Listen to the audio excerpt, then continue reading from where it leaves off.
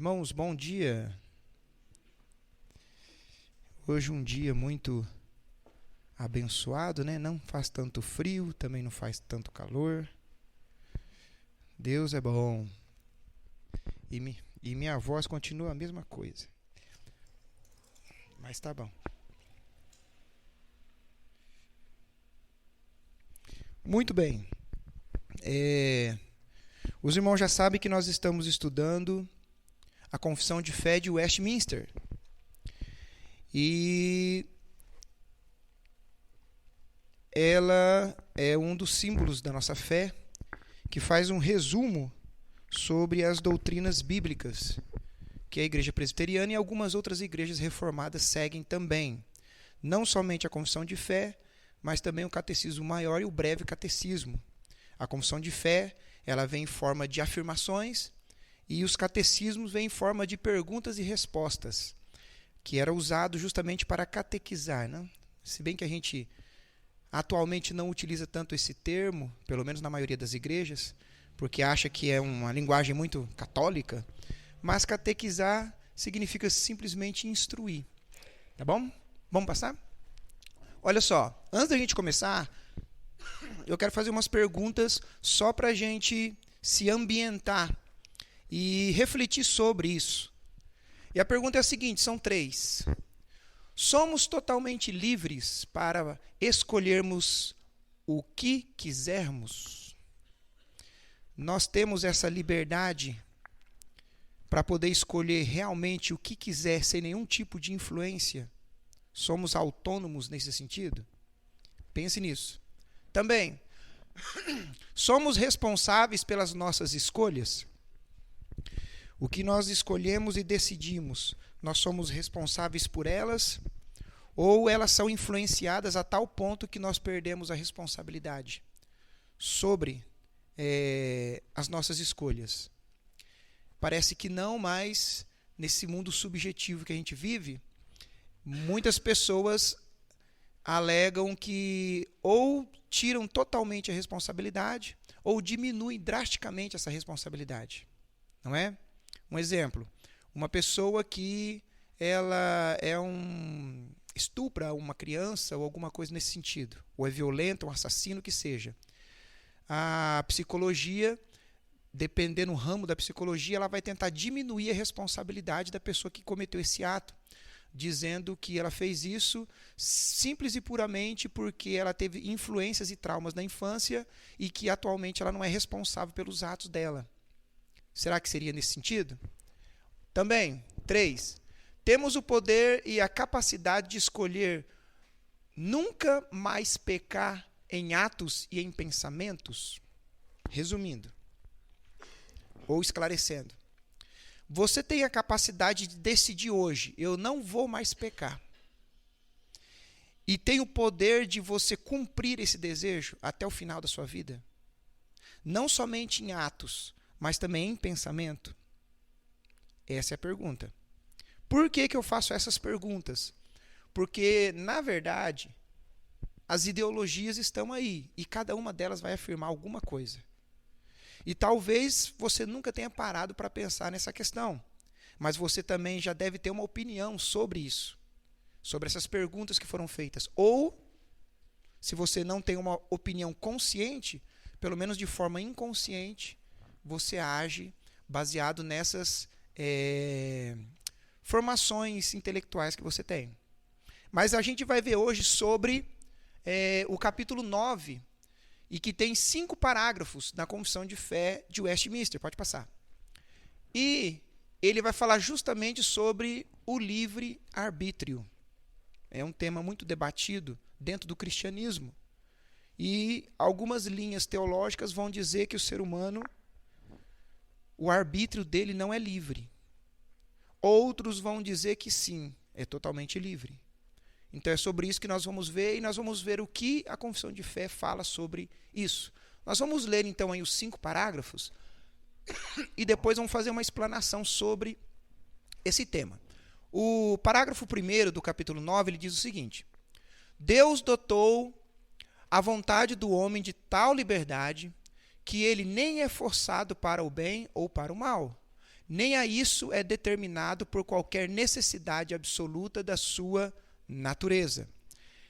Lembrando que esse primeiro parágrafo e o segundo, eles estão falando sobre Adão e Eva antes do pecado. O segundo parágrafo diz o seguinte: o homem, em seu estado de inocência, alguns não gostam muito dessa terminologia inocência e preferem como que fala? Tá, palavra difícil. Antes do pecado. Pronto, resolvido. Tinha a liberdade e o poder de querer e fazer aquilo que é bom e agradável a Deus, mas mudavelmente, de sorte que pudesse decair dessa liberdade e poder. Bom, o que esse segundo parágrafo está afirmando? Que o homem tinha capacidade de obedecer o bem maior, que é obedecer a Deus de forma correta, com as motivações corretas, mas que essa vontade, essa liberdade dele era mutável, poderia mudar. Próximo. Parágrafo 3. O homem, caindo em um estado de pecado, perdeu totalmente todo o poder de vontade quanto a qualquer bem espiritual que acompanhe a salvação, de sorte que um homem natural, inteiramente adverso a esse bem e morto no pecado, é incapaz de, pelo seu próprio poder, converter-se ou mesmo preparar-se para isso, preparar-se para a conversão, de forma autônoma. Tá? O que aí fala? Que o homem, depois que ele pecou, ele perdeu essa capacidade que ele tinha de poder escolher agradar a Deus de forma correta e sincera. Parágrafo 4. Quando Deus converte um pecador e o transfere para o estado de graça, ele o liberta da sua natural escravidão ao pecado e, somente pela sua graça, o habilita a querer e fazer com toda a liberdade o que é espiritualmente bom. Mas isso de tal modo que, por causa da corrupção ainda nele existente, o pecador não faz o bem perfeitamente, nem deseja somente o que é bom, mas também o que é mal. Aqui ele vai falar de uma ação do Espírito Santo no coração da pessoa, em que vai habilitar essa pessoa a poder praticar o bem maior, o bem espiritual. Mas, devido ao pecado de Adão e Eva, a corrupção que nós temos no coração, esse pecador ele não consegue fazer isso de forma perfeita, enquanto ele está vivo nessa terra. E o parágrafo 5 vai dizer o seguinte: é no estado de glória, ou seja, após a morte ou após o arrebatamento da igreja, que a vontade do homem se torna perfeita e imutavelmente livre para o bem somente. Então aqui o Confissão de Fé vai dizer que depois que nós formos transformados, esse corpo for transformado em um corpo perfeito, de glória, então nós teremos a capacidade imutável de poder fazer somente o bem. Bom, pode passar. Então, nosso tema sobre hoje é o livre-arbítrio. Livre, ou seja, fala do arbítrio e livre. Uma definição teológica sobre livre-arbítrio, a gente tem que falar sobre isso daí, porque às vezes existe muita confusão sobre o que é o livre-arbítrio, tá? Eu não consegui, pelo fato dele ser é difícil você definir o livre-arbítrio, eu fiz uma definição minha, tá? Estudando, vendo, porque geralmente as pessoas colocam o que não é, e é difícil uma definição compacta sobre isso. Eu tentei compactar o máximo possível, não sei se fui feliz nessa definição, mas eu coloquei da seguinte forma: o que seria o livre-arbítrio? É a capacidade autônoma de escolher entre o bem espiritual e o mal. Capacidade autônoma, sem influência exterior nenhuma. Somente você poder escolher entre o bem espiritual e o mal espiritual. Isso seria livre-arbítrio, ou seja, o arbítrio seu seria livre para escolher entre o bem e o mal. E também nós temos que definir o que é vontade e arbítrio, para que a gente consiga entender melhor isso. Pode passar. que seria vontade ou arbítrio? Duas definições aí. Primeiro, é o poder ou faculdade de decidir, de escolher, de determinar, dependente apenas da vontade. Por que é bom enfatizar isso daí? Algumas pessoas, às vezes, elas falam, quando a gente fala sobre a questão do livre-arbítrio, ou até às vezes alguns calvinistas, eles dizem o seguinte, isso seria uma caricatura do calvinismo, né? Eles falam de tal forma como se nós não tivéssemos escolhas, ou como se nós não fizéssemos escolhas reais e verdadeiras. O calvinismo não ensina isso, tá? Por quê? Porque quando nós lemos a Bíblia, nós vemos que os personagens bíblicos, eles faziam escolhas reais e verdadeiras. E eles eram responsáveis por essas escolhas. Por que isso? Porque essas pessoas tinham vontade, eles tinham arbítrio. Olha a segunda definição. O que seria vontade ou arbítrio? É a faculdade que tem o ser humano de querer. Isso também pode ser chamado de volição. De escolher, de livremente praticar ou deixar de praticar certos atos. Força interior que impulsiona o indivíduo a realizar algo, a atingir seus fins ou desejos. O que isso significa? O que é arbítrio? É você desejar algo de forma livre e praticar aquilo. Se você vai ter o poder ou não de praticar é outra história, mas você tem o desejo, você tem a vontade de escolha, de querer fazer ou não alguma coisa. Isso é arbítrio, isso é vontade. Todos nós temos. E por isso nós somos responsabilizados por isso. A questão não é se você tem arbítrio ou se você tem vontade. A questão é, o seu arbítrio, ele é livre? No sentido teológico que a gente falou ali antes. Livre para praticar o bem espiritual e também o mal espiritual. Ele é livre nesse sentido. Isso vai ter um vínculo muito grande com a sua natureza. A sua natureza é você, a sua essência. Ele vai ditar o que você quer, o que você não quer. Lembrando que é você que está escolhendo isso. Mas arbítrio todos têm. A única questão é, ela é livre ou não é livre? Pode passar. Então nós vamos a uma explicação teológica. Vai lá. Gênesis, capítulo 2, do versículo 15 ao 17, nós vamos perceber aquele ponto 1 e 2 lá, seriam os parágrafos 1 e 2. Ele vai estar falando, esse versículo vai estar falando sobre, explicando sobre esses dois parágrafos. Que Deus criou o ser humano livre. No caso, Adão e Eva. Olha o que diz.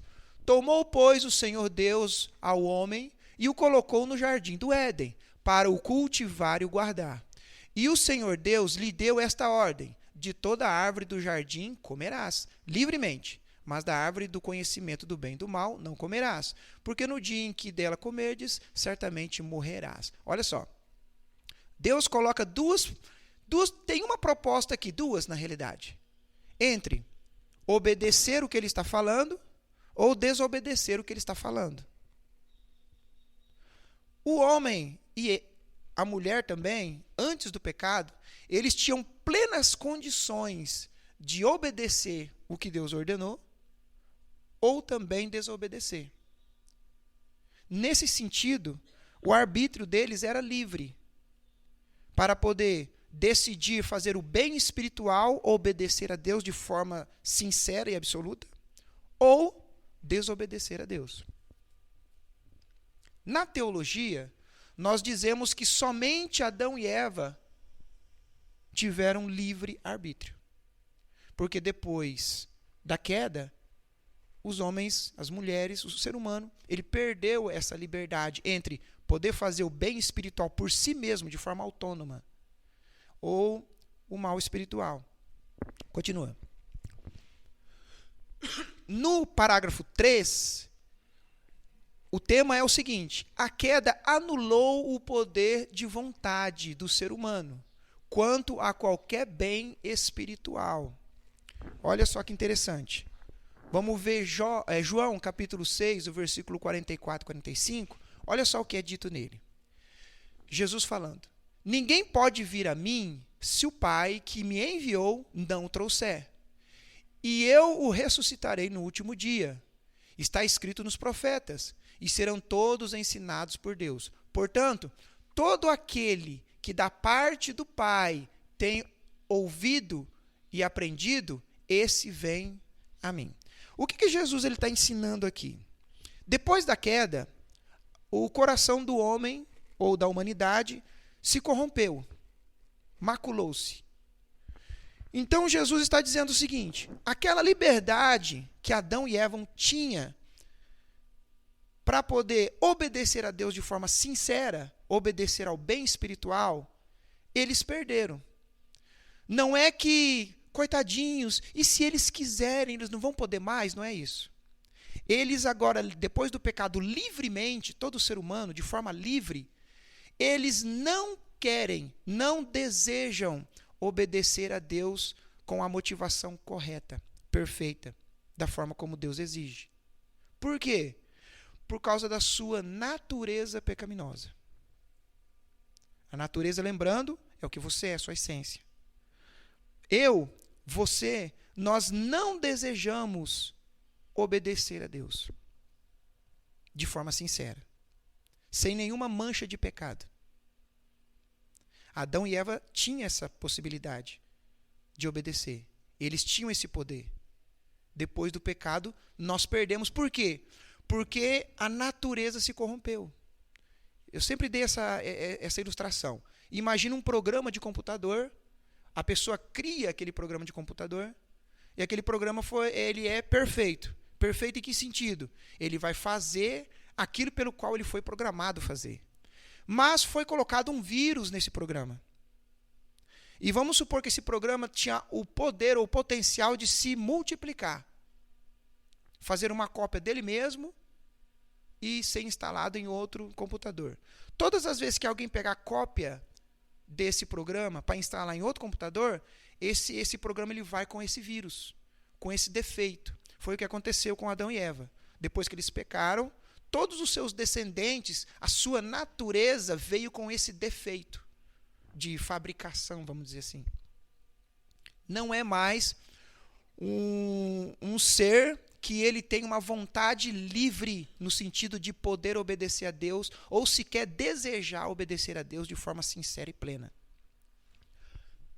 Jesus disse aí, não volta, ninguém, nenhuma pessoa, nenhum ser humano, ele pode vir a mim, ou seja, ele pode escutar a mensagem do Salvador e querer obedecer essa mensagem, a mensagem do Pai, se o próprio Deus não o trouxer.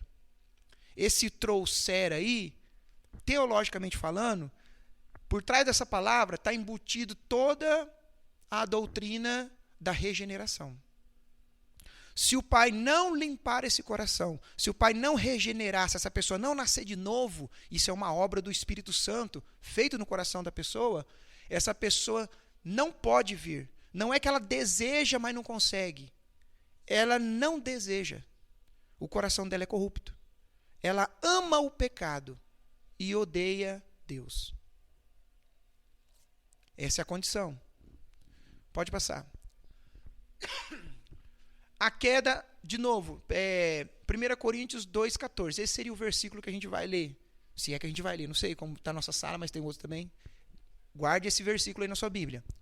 Ora, o homem natural, esse natural entenda por uma pessoa que não nasceu de novo, é uma pessoa que ela é regida pelas suas afeições pecaminosas, da sua natureza pecaminosa. Ora, o homem natural não aceita as coisas do Espírito de Deus. Ele não aceita. E ele é responsável por não aceitar. É uma decisão dele, uma decisão livre dele de não querer aceitar. Porque lhes são loucura, ou seja, para ele não faz sentido nenhum as revelações espirituais de Deus por meio de sua palavra. E não pode entendê-las. Esse entendê-las aqui, ele tem um sentido, não que você não pode intelectualmente compreender a palavra de Deus. Qualquer um que lê a palavra de Deus, ainda que ele seja um ateu, ele entende o que está sendo dito ali. que Jesus é filho de Deus, que o homem, Adão e Eva, eram puros e pecaram e precisam de salvação. Não é nesse sentido. É no sentido de aceitar.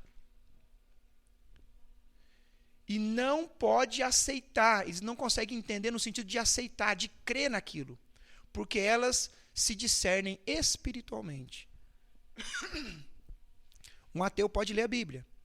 E um ateu pode explicar para você a Bíblia, se ele tiver conhecimento do grego, hebraico, se ele tiver um conhecimento teológico, talvez ele pode te explicar melhor do que um próprio crente. Mas a pergunta é, ele acredita naquilo?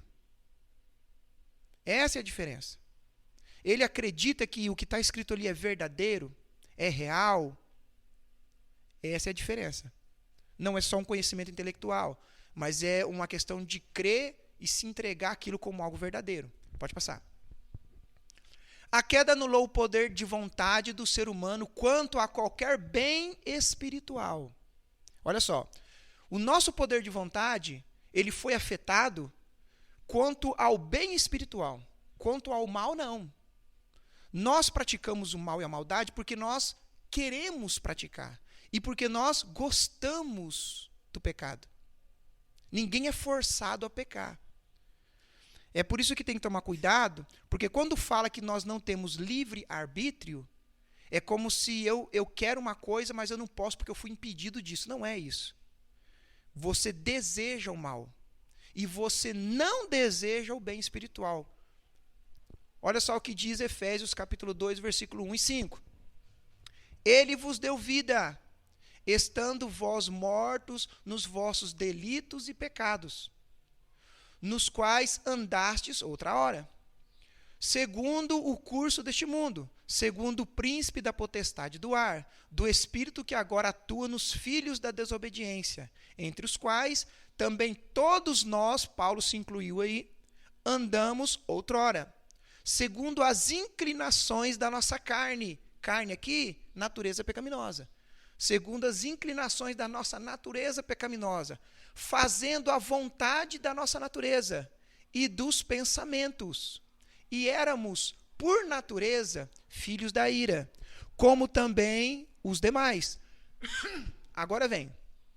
Mas Deus, sendo rico em misericórdia, por causa do grande amor com que nos amou, e estando nós mortos em nossos delitos, nos deu vida juntamente com Cristo. Pela graça sois salvos. O que Paulo está dizendo aí? Paulo está dizendo que todas as pessoas, elas nascem nessa condição de corrupção natural, com uma natureza pecaminosa. Todos, sem exceção. E essas pessoas, o que elas fazem é justamente aquilo que a sua natureza deseja. Presta atenção. Você faz o que a sua natureza deseja. A sua natureza é você. Você faz aquilo ao qual você é inclinado a fazer. Que a sua natureza, o que você gosta. O pecado. Nós somos inclinados a querer pecar. Por quê? Porque a nossa natureza é assim. Nós não somos forçados a pecar. Quando nós mentimos, quando nós ficamos irados, quando nós enganamos, quando a pessoa sente desejo de prostituição, adultério, ou qualquer coisa que seja. Você tem esse desejo porque você gosta. Porque a sua natureza deseja isso. É difícil aceitar, né? Mas é real. A não ser que a pessoa seja masoquista, mas ninguém vai sentir o desejo de colocar a mão em cima de um pedaço de ferro e descer-lhe uma marretada na mão. Porque isso não dá prazer para essa pessoa. É a mesma coisa. Por que nós pecamos? Porque nós sentimos prazer em pecar.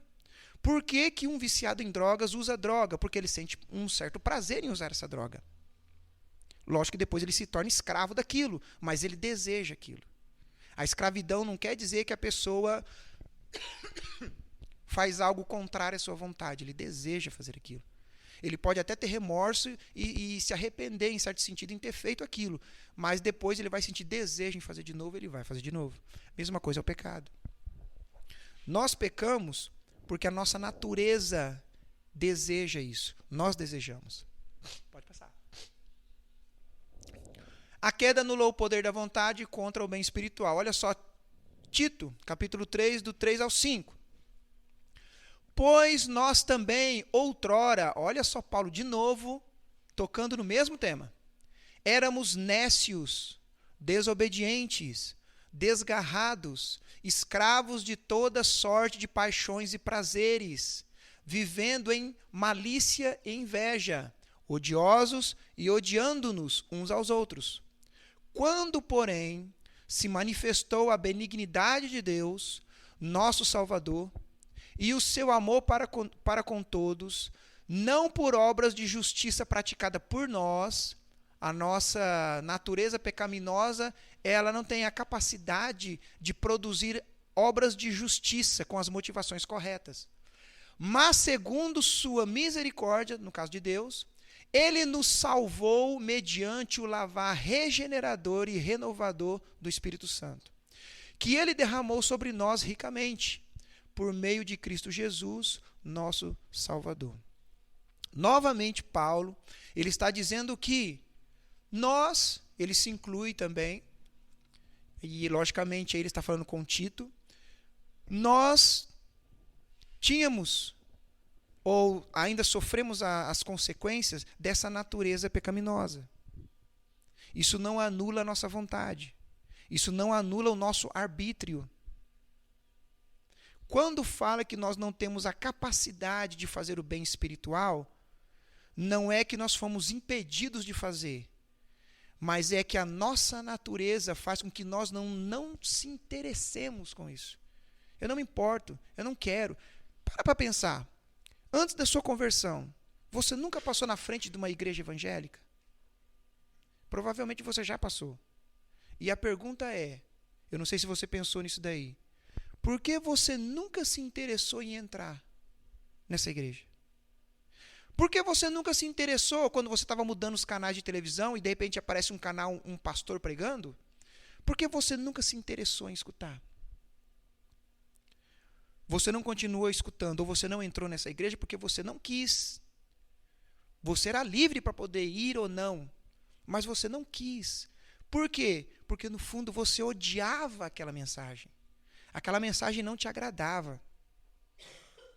Ainda que na etiqueta você não recriminava, ou você era educado com quem seguia aquela mensagem, no fundo do seu coração, você pensava, de forma consciente ou não, o seguinte: eu nunca vou seguir isso daí.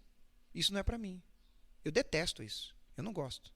Mas na etiqueta, tudo bem. Não, o cristianismo é algo muito bom. Só da boca para fora. No coração você não queria. Por quê?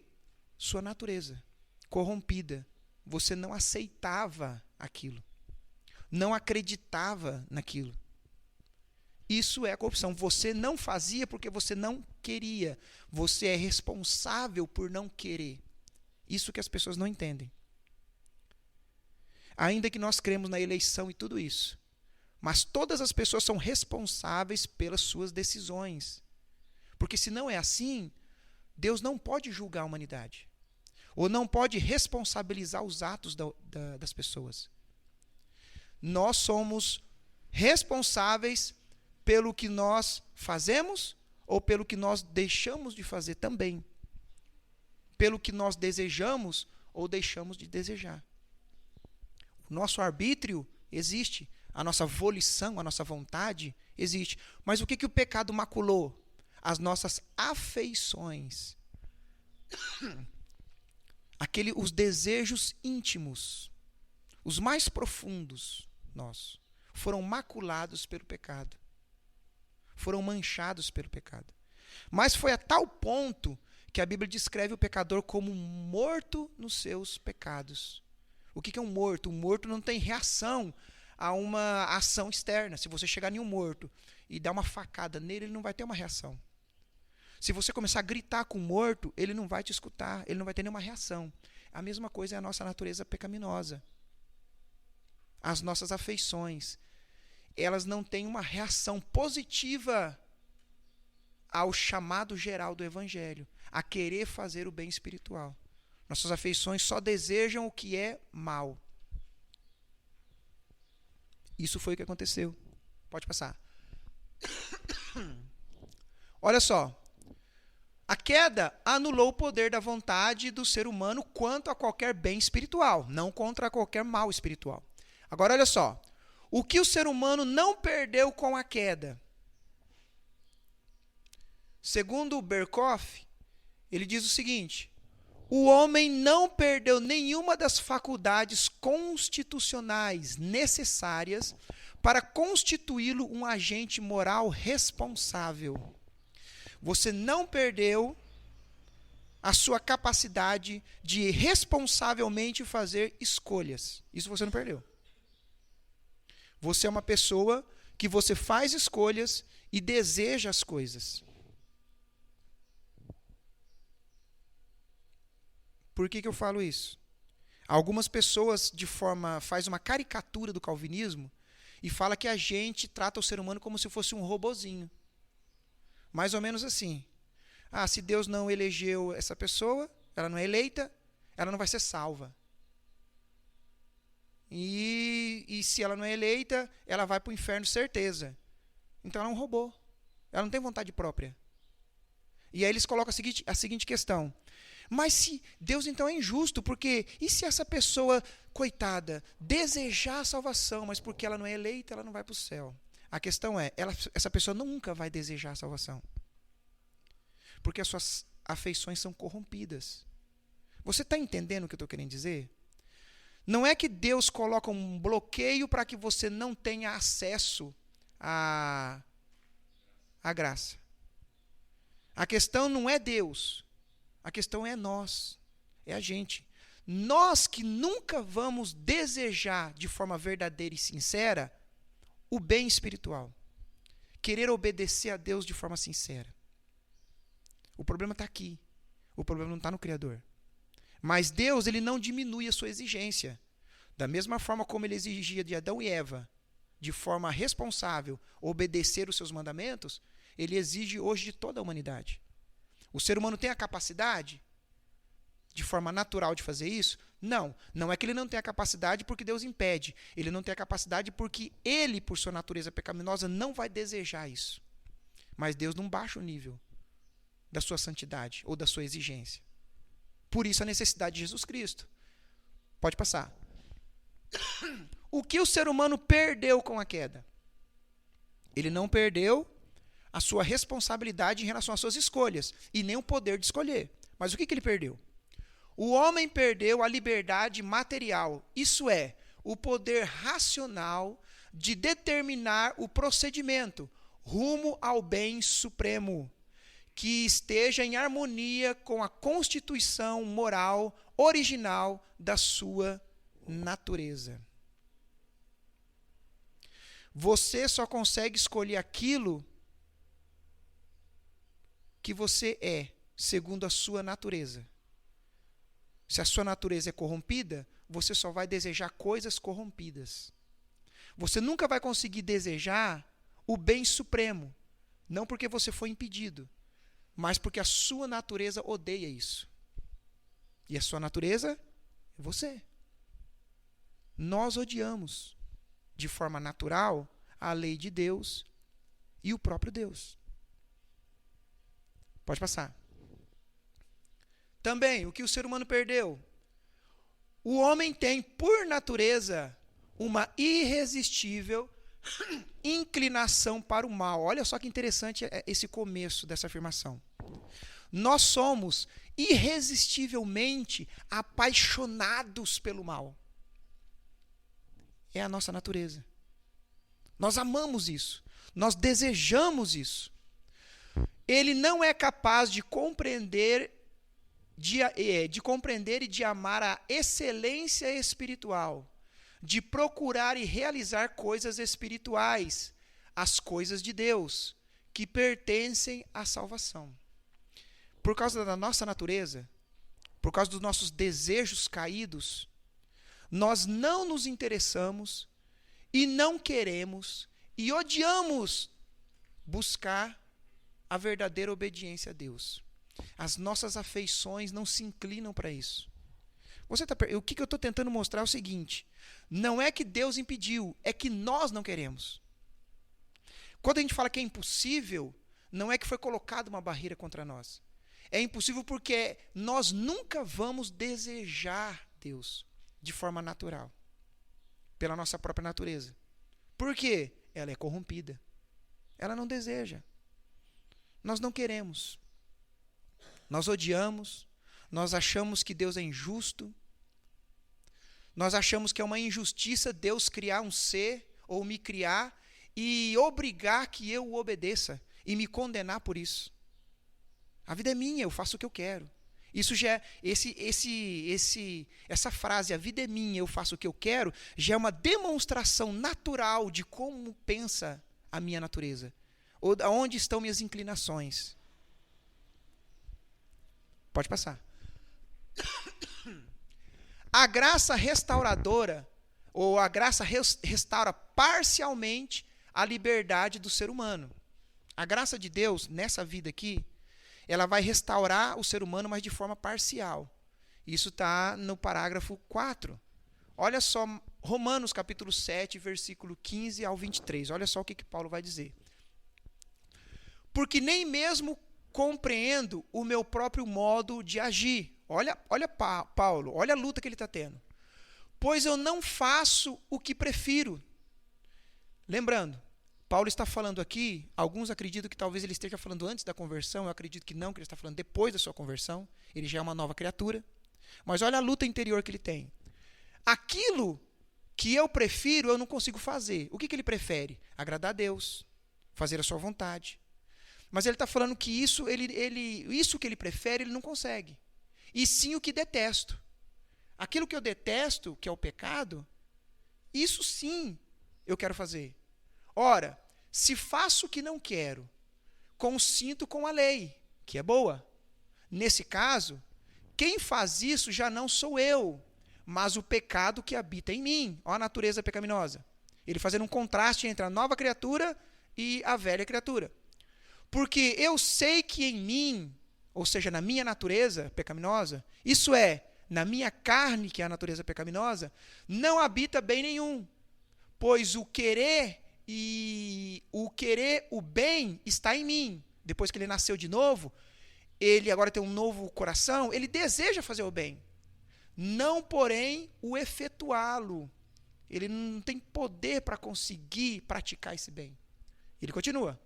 Porque não faço o bem que eu prefiro, mas o mal que não quero, esse faço. Pode passar. Mas, se eu faço o que não quero, já não sou eu quem o faz, e sim o pecado que habita em mim. Então, o querer fazer o bem, encontro a lei de que o mal reside em mim. Olha só, ele já foi justificado, ele já tem uma nova natureza, mas resquícios do velho homem estão nele ainda. E ele continua.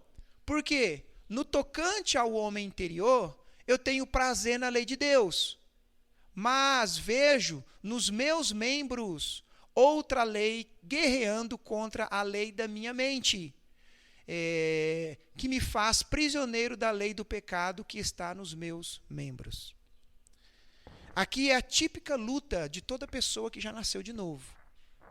Quem não nasceu de novo, ele peca, e não só peca, como acha que está correto, sente prazer naquilo e influencia outros a pecarem igual.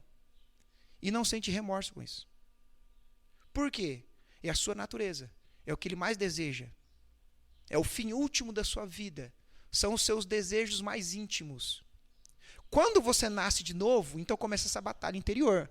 Aquilo que a sua velha natureza ama tanto, você sabe que não está certo. Então a sua nova natureza, influenciada pelo Espírito Santo, você começa a travar uma batalha entre querer agradar a Deus, mas você percebe que você não tem essa capacidade de agradar a Deus. Então você fica dependente da ação do Espírito Santo no teu coração, para que você consiga realmente, de forma verdadeira, agradar a Deus. Mas você não vai conseguir se livrar dessa natureza, dos resquícios dessa natureza pecaminosa. E é por isso que mesmo após a nossa conversão, nós ainda pecamos. Eu lembro da história que o pastor contou, não sei se ele já falou aqui, que tinha no seminário tinha um rapaz que estudava junto com ele, E aquele rapaz era conhecido como uma pessoa calma, tranquila, o mais tranquilo do seminário. Mas aconteceu alguma coisa e um dia ele chegou no seminário totalmente irritado. E as pessoas, quando iam conversar com ele, ele explodiu e falou um monte de barbaridade. E as pessoas se espantaram com ele. E aí depois foram conversar com ele, depois que passou a raiva e tudo, foram conversar com ele. Vou inventar um nome aqui, porque eu não lembro o nome que o pastor falou que ele tinha. João. Chegou assim, João, o que aconteceu? Você não é assim. Você é uma pessoa tão calma, tão tranquila. O que aconteceu? Ele falou, disse que o João falou bem assim, escuta, hoje vocês viram quem realmente eu sou. Eu sou esse daí. Esse aí é o João. Os outros dias que você me viu todo calmo, tranquilo, aquilo lá não era eu. Aquilo lá era a graça de Deus barrando o meu coração corrupto. O que eu sou de verdade é isso daqui que vocês viram. Isso aqui sou euzinho, puro. O outro que você via é Deus atuando em mim. E não é verdade isso, irmãos? Quando você explode com raiva, ou você tem pensamentos horríveis que você depois até se espanta, como que eu pude pensar uma coisa dessa? Na realidade ali, você não pode dizer, nossa, esse não era eu, esse é você. Sem a mãozinha de Deus barrando o nosso coração corrupto. Quando nós somos amáveis, quando nós praticamos o bem, quando nós nos preocupamos de forma sincera com o próximo, quando nós de todo o coração queremos realmente agradar a Deus e fazer a sua vontade, isso não é algo nosso, da nossa natureza. Isso é o Espírito Santo atuando em nossas afeições e produzindo esses desejos em nosso coração. Essa é a verdade. O que isso nos ensina? Primeiro, que a gente tem que ser mais tolerante com quem erra. Porque se aquela pessoa errou e nós compreendemos a realidade da natureza pecaminosa, nós sabemos que nós também podemos um dia errar. Talvez não no mesmo ponto daquela pessoa, mas em outros pecados talvez até piores. Isso faz com que nós tenhamos empatia pela pessoa. Porque você sabe que você também é constituído da mesma natureza que aquela pessoa. E que não só aquela pessoa, mas você também é dependente do Espírito Santo para poder agradar a Deus. Mas lembrando, todas as decisões que nós tomamos, somos responsáveis por ela. Pode passar.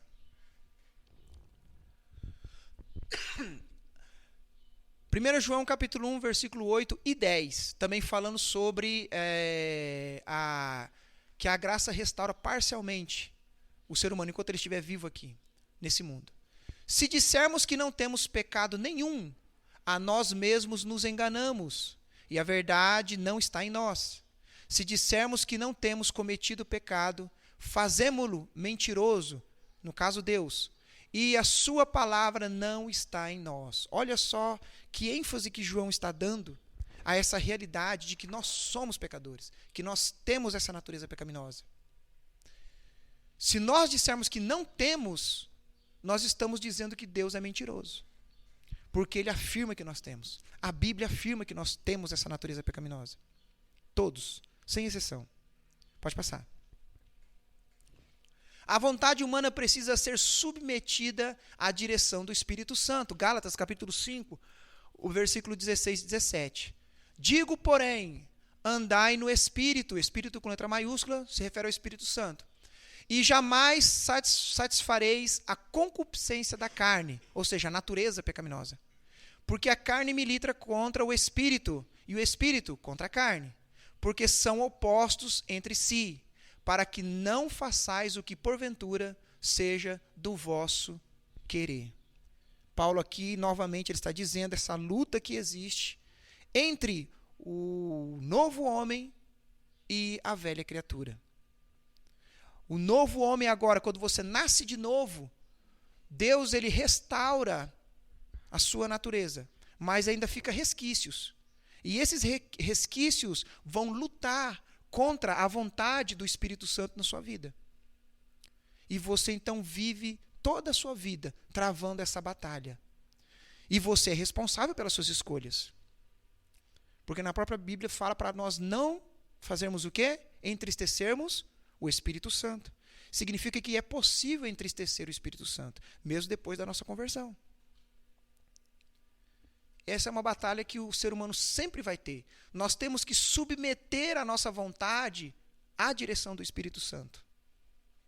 Claro, como calvinista, nós sabemos que o Espírito Santo, para aqueles que são eleitos, ele vai vencer essa natureza pecaminosa, essa corrupção do nosso coração. Mas que a batalha é real e verdadeira e existe, e você é responsável pelas suas decisões, isso é real. Porque se você não fosse responsável pelas suas decisões, não faria sentido nenhum uma pessoa te repreender quando você erra. Não faria sentido nenhum um pastor exortar as suas ovelhas a não pecar, a buscar a Deus, se você é um robozinho e simplesmente é refém das decisões de Deus na sua vida, ou da sua natureza pecaminosa. Você é responsável. É travada uma batalha. O Espírito Santo luta contra essa natureza nossa pecaminosa. Ele vai vencer no final. Para aqueles que são eleitos. Ele vai vencer. É certeza, 100% que isso vai acontecer. Mas nós somos responsáveis quando nós não obedecemos à voz do Espírito Santo por meio da sua palavra. Quando nós sabemos que algo é pecado e nós praticamos esse pecado. Ele é entristecido. E nós somos responsáveis por isso. A gente não pode esquecer isso. Amém? Pode passar. A vontade humana precisa ser submetida à direção do Espírito Santo. Olha só o que diz. Filipenses capítulo 2, do versículo 12 ao 16. Assim, pois, Paulo vai chegar a uma conclusão. Amados meus, como sempre obedecestes, não só na minha presença, porém muito mais agora na minha ausência, olha o que Paulo vai dizer. Desenvolvei a vossa salvação com temor e tremor. Paulo está jogando a responsabilidade tudo em cima do ser humano. É sua responsabilidade desenvolver essa ação do Espírito Santo na sua vida. E continua. Porque agora olha onde entra a soberania de Deus e a responsabilidade humana, em um versículo só. Isso é incrível. A Bíblia não se preocupa em como explicar isso. Ela só joga que isso existe. Olha o primeiro. Como falei antes. Não só na mitad. Muito mais agora, na minha ausência. Desenvolvei. Você, ser humano. Você é responsável. É uma ação tua. Desenvolva a salvação com temor e tremor. Responsabilidade humana. Soberania de Deus. Porque Deus é quem efetua o quê? Em vós. Tanto o querer como o realizar. Eu só vou conseguir querer o bem espiritual e realizar esse bem espiritual se o Espírito Santo me capacitar para isso. Senão eu não consigo. Porque a minha natureza é eu odeio a lei de Deus. Deus tem que agir no meu coração. Mas a responsabilidade é minha. Mas Ele é soberano. É Ele que faz isso em você. E Ele vai continuar. Segundo a sua boa vontade. Fazei tudo. Aí então ele vai dizer, na nossa responsabilidade, fazei tudo sem murmuração nem contendas, para que vos torneis irrepreensíveis e sinceros, filhos de Deus inculpáveis, no meio de uma geração pervertida e corrupta, na qual resplandeceis como luzeiros no mundo, preservando a palavra da vida, para que no dia de Cristo eu me glorie de que não corri em vão, nem me esforcei inutilmente. Irmãos, olha só. Responsabilidade humana, soberania de Deus. A Bíblia não se preocupa em como explicar isso, mas ela demonstra que é assim. Você é responsável. Desenvolva a sua salvação com tremor e temor. Tenha reverência. Obedeça. Você tem que desejar isso. Mas no versículo embaixo, soberania de Deus. É Deus que vai efetuar tanto o querer obedecer, como o poder para poder obedecer a sua palavra. Aí está um mistério onde a gente não consegue explicar. A gente só aceita que existe soberania e responsabilidade. Mas a gente não consegue dizer como que isso funciona. Não tem como. Mas existe. Somos responsáveis. Deus nos elegeu, nós vamos ser salvos. Amém. Só que você é responsável. Os que não foram eleitos, eles vão ser salvos? Não. Por quê? Porque eles desejaram livremente desobedecer e serem rebeldes. Porque a sua natureza é rebelde. Eles não podem no dia do juízo, alegar, o Senhor não me elegeu, como é que é? A culpa é sua. Não, não, não. Você quis me desobedecer. Não jogue a responsabilidade em cima de Deus. A responsabilidade é do ser humano. Você quis, você desejou não obedecer. Você escutou a palavra, você conhecia a palavra e você não quis, você não se interessou. Na realidade, você odiava essa palavra. E me odiava também. Pode continuar. Somente na glória, a vontade do ser humano será plena e livre. O parágrafo 5, o último parágrafo. Olha só o que diz 1 João 3,2. Amados, agora somos filhos de Deus. E ainda não se manifestou o que haveremos de ser. Sabendo que, quando ele se manifestar, seremos semelhantes a ele, porque haveremos de vê-lo como ele é. O que João está falando agora? Enquanto nós estamos nessa vida, nós não podemos manifestar com perfeição o nosso nascimento, de forma perfeita.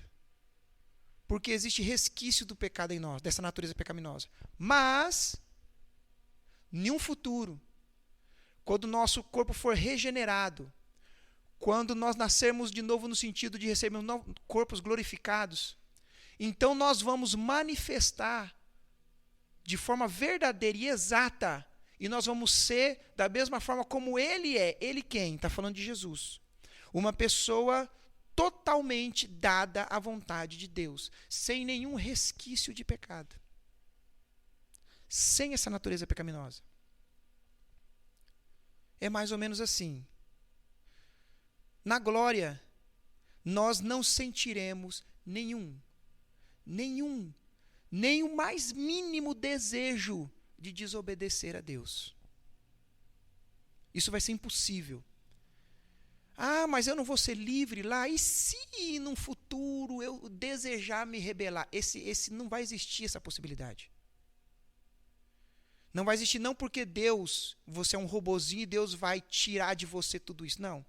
Não vai existir porque você, pela sua natureza perfeita que você irá receber no corpo glorificado, você não sentirá nenhum desejo de se rebelar contra Deus. Não vai existir essa possibilidade. Pode passar. Olha só Judas, o versículo 24, olha o que ele diz. Ora, aquele que é poderoso para vos guardar de tropeços e para vos apresentar com exultação, imaculados diante da sua glória. O que Judas está dizendo aqui? Que Deus, ele é poderoso para nos guardar de qualquer tropeço. Somos responsáveis pelas nossas escolhas. Mas se nós não tropeçamos, foi porque Deus nos guardou. Soberania divina, responsabilidade humana. Mas olha só o que ele continua dizendo. E para vos preservar com exultação, imaculados. Deus nos preserva. Aqui no caso seria a... Deixa eu tentar lembrar agora, que eu esqueci. Como se chama aquela doutrina de que o eleito não vai perder a salvação? Tem um termo que eles usam, agora fugiu da minha mente. Não, que você não vai cair do estado de graça. Que Deus vai te preservar até o fim da sua vida. Não, tem a ver com isso, mas é um nome específico que eles dão. Na Tulip, lá nos 5 pontos do calvinismo, tem, eu esqueci agora, depois vai voltar. Mas, ou seja, Deus vai preservar você até o último dia da sua vida. E Ele vai apresentar você de forma imaculada na glória. Nenhum resquício mais de pecado. O eleito, ele vai ser preservado por Deus. Isso não significa que você não vai tomar decisões, inclusive decisões erradas, e que Deus, de certa forma, ele vai julgar você por essas decisões. E talvez ele pode te disciplinar ainda em vida com relação a essas decisões. E nós sabemos que Deus faz isso. Mas, no final da sua história, você vai ser preservado a tal ponto que o Espírito Santo vai vencer a sua natureza pecaminosa. E ele vai te conservar. Você nunca vai chegar num estágio em que você vai cair totalmente da graça, ao ponto de perder esse status de filho. Você pode se desviar e, como filho pródigo, né, permanecer durante um período de tempo longe de Deus. Mas isso não vai fazer com que você caia do status de ser filho de Deus. Isso não vai acontecer. Mas você é responsável pelas suas decisões de se apartar de Deus. E você vai ter magoado o Espírito Santo. Vai ter entristecido o Espírito Santo. Isso tem consequências. Consequências temporais. Você vai sofrer o juízo de Deus temporalmente aqui nessa vida por causa disso. Por causa dessas escolhas. Mas Deus vai te preservar para aquele dia. Para que você seja apresentado de forma imaculada diante dele, na sua glória. Quando não existirá nenhum resquício de pecado. Próximo. Efésios 4:13. Até que todos cheguemos à unidade da fé e do pleno conhecimento do Filho de Deus, à perfeita varonilidade, à medida da estatura da plenitude de Cristo. Paulo aqui está dizendo qual que é o motivo pelo qual nós pregamos e ensinamos a palavra de Deus. O motivo é esse, para que as pessoas cheguem à unidade da fé e do pleno conhecimento do Filho de Deus. A perfeita varonilidade, à medida da estatura da plenitude de Cristo. Quando nós chegaremos a essa plenitude perfeita? Só naquele dia, quando nós recebemos o nosso novo corpo glorificado, em que não terá mais nenhum resquício. Mas o processo começa agora. Através das exortações, o Espírito Santo fala conosco, ele nos exorta, ele toca na nossa consciência, e nós, através de erros e acertos, nós vamos nos aprimorando. O Espírito Santo vai nos levando até o dia que a completa santificação nossa será feita, que será naquele grandioso dia quando Jesus voltar para buscar a sua igreja. Amém? E então será de forma plena e livre que nós vamos desfrutar de obedecer o bem espiritual. Aí sim poderá dizer que nós teremos o nosso arbítrio será livre do pecado. Na realidade, o nosso estado com relação a Adão, no dia da glorificação, será um estado mais perfeito. Porque Adão tinha a possibilidade de obedecer a sua natureza santa e fazer o que Deus quer, mas ele também tinha a possibilidade de agir contrário à sua natureza santa. Por isso que é livre-arbítrio. Você consegue agir de acordo com a sua natureza ou contra a sua natureza. No dia da glorificação, você só vai agir de acordo com a sua natureza santa. Não existirá mais a possibilidade de você agir contra a sua natureza santa. Deus não vai permitir isso. Por isso que será perfeito. Plenamente. Próximo. Então, concluindo. O que nós vimos? Adão era totalmente livre para escolher entre o bem espiritual ou entre o mal espiritual. Livre-arbítrio é você ter o poder e a possibilidade de escolher segundo a sua natureza ou contrária à sua natureza. Adão tinha essa possibilidade. Hoje, por que nós não dizemos que a pessoa tem livre-arbítrio? Que a pessoa só consegue escolher segundo a sua natureza. Ele não consegue mais escolher livremente contrária à sua natureza. Se a natureza do ser humano é pecaminosa, ele vai escolher livremente pecar. Estão entendendo a responsabilidade? Você é livre para pecar. Mas essa pessoa não vai conseguir escolher o bem espiritual. Por quê? Porque a sua natureza é corrompida. Ela não deseja o bem. O pecado maculou o intelecto, as emoções, os desejos e as metas e os motivos ou as motivações. O que isso significa? Até quando nós fazemos o bem, esse bem que nós fazemos, ele não é perfeito. Está manchado com o pecado. Quer ver um exemplo? Um pastor, ele pode subir aqui e pregar a palavra de Deus. Isso não é algo virtuoso, pregar a palavra de Deus? A pessoa não está fazendo a vontade de Deus, não está escrito nas Escrituras, e inclusive um mandamento bíblico que Jesus deu, ide por todo mundo e pregai o Evangelho. Então ele está obedecendo a Deus, é uma virtude. Mas até essa virtude pode estar corrompida com o pecado. Como? Eu posso estar pregando, mas lá no fundo do meu coração, eu estou preocupado com os elogios. Eu estou preocupado com o meu status. Será que as pessoas vão se impressionar com a minha pregação? Estão entendendo? Olha a mancha do pecado aí. Eu posso ajudar alguém, mas no fundo eu ajudo, mas eu fico esperando ser retribuído. Não é o amor. Não é aquele verdadeiro amor que não espera ser recompensado. É amar simples e puramente por amar. Sempre tudo que nós fazemos tem uma manchinha de pecado. Sempre tem. Somente a graça de Deus pode nos restaurar a desejar o bem espiritual. Quando nós obedecemos a Deus e fazemos sua vontade, nós só conseguimos fazer isso e desejar isso porque o Espírito Santo nos conduziu a esse desejo e a essa vontade. Se não for o Espírito Santo, nós não podemos. Mas e o ímpio também não faz coisas boas? Sim, mas o fim último, a motivação do bem que ele faz, não é glorificar a Deus.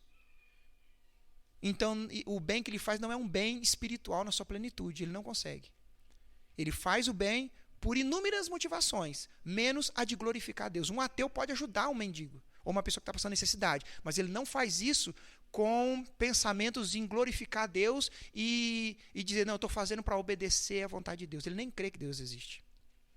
Não é a mesma coisa de fazer um bem normal ou fazer o bem espiritual. É completamente... Muito bem, e olha o que diz Rod, o filho do Rod, na realidade, né? Rod, ele foi um teólogo muito famoso, diz o seguinte: mesmo depois de renovada, a vontade fica sempre dependente da graça divina, no sentido de que ela o incite, dirija e habilite a fazer qualquer boa obra. Lembrando que essa boa obra tem a ver com agradar a Deus. É o bem espiritual. Essa boa obra. A gente só consegue fazer, mesmo depois que você nasceu de novo, se a sua vontade, se Deus, se o Espírito Santo, ele agir na sua vontade, agir nas suas afeições, e aí sim você vai ter desejo de querer agradar a Deus e fazer a sua vontade. Amém? Só relembrando, nós temos livre-arbítrio hoje? Não, porque nós não temos a capacidade autônoma de querer agradar a Deus com a motivação correta. Mas as nossas ações são livres? Nós temos arbítrio? Sim. Todas as decisões que tomamos porque nós decidimos tomar. Ela é livre. Mas, por causa da nossa natureza pecaminosa, o ser humano só deseja fazer o mal. Mas ele deseja de forma livre. Para que ele consiga fazer o bem ou desejar fazer o bem, é necessário uma atuação do Espírito Santo no coração dessa pessoa, onde é chamado na Bíblia de um novo nascimento ou regeneração. Só conseguimos fazer o bem espiritual se Deus tocar no nosso coração e nos levar a isso. Mas nós faremos de forma livre. Nós desejaremos fazer. Deus nos levará a desejar fazer esse bem. Amém? Alguma dúvida? Eu acho que eu terminei. Pula mais um aí, deixa eu ver. Já, né? Mais alguma dúvida? Não? Todos têm arbítrio, mas ele não é livre da mesma forma que era de Adão. A pessoa só pode agir segundo a sua natureza. E como a natureza é corrompida, ele só vai ter desejo de fazer ou atuar de forma corrompida.